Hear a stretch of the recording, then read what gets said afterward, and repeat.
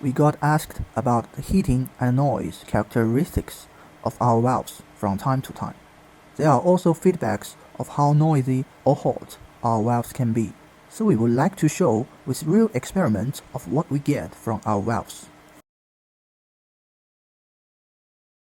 It should be noted that although the solenoid valve produced no discernible sound during the actual test, that is, the theoretical noise level was below 5 decibels. This is difficult to confirm with the decibel meter readings due to ambient noise in the laboratory. The decibel meter consistently recorded 35 to 38 decibels, even when no other interference sources were present. Consequently, even if the solenoid valve remains silent when powered on, the decibel meter readings will not fall below the ambient noise level. Furthermore, the power supply's cooling fan introduces additional noise that may slightly affect the decibel meter readings.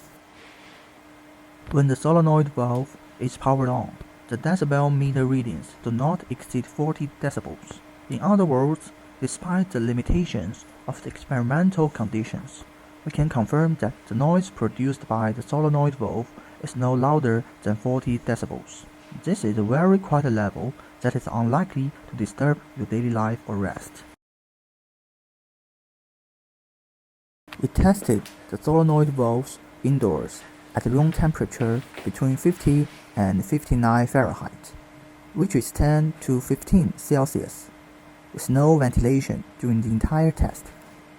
When the solenoid valve is powered on, the continuous current flow causes it to heat up. For each test, we ran the solenoid valve for 8 hours, measuring its temperature 12 times at different intervals. This test was repeated 3 times. The graphs show solenoid valve temperature versus power on time, with temperature on the vertical axis and time horizontally. In general, as the power on time increases, the temperature of the solenoid valve also increases, and finally stabilizes at around 158 degrees Fahrenheit, 70 degrees Celsius. At the same time, this temperature rise is not uniform, but presents the characteristics of fast and slow. In the first hour, the temperature rises to 149 degrees Fahrenheit, 65 degrees Celsius, and slowly rises to 158 degrees Fahrenheit, 70 degrees Celsius in the following hours.